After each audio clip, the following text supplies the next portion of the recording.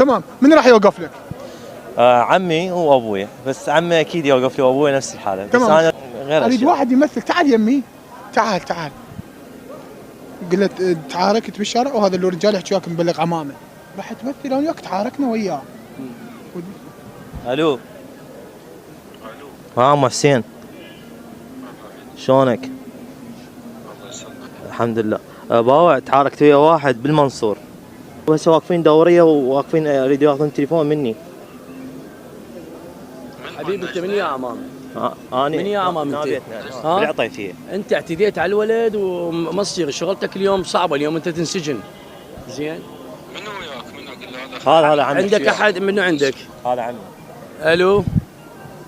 الو السلام عليكم. عليكم السلام، حضرتك عمه؟ شلونك اخوي؟ اي انا عقيل. هذا ابن اخوك اعتدى على ولد وزين وضربه، زين؟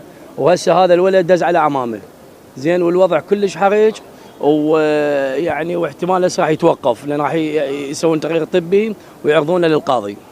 زين يعني؟ منو العفو؟ منو حضرتك؟ انت مالك شغل تقول من حضرتك اخويا، مالك شغل. زين لو لا كل شويه من حضرتك، انت من حضرتك. حبيبي شلونك؟ عمار. شلونك يا روحي، شلون صحة؟ شلونك؟ شلون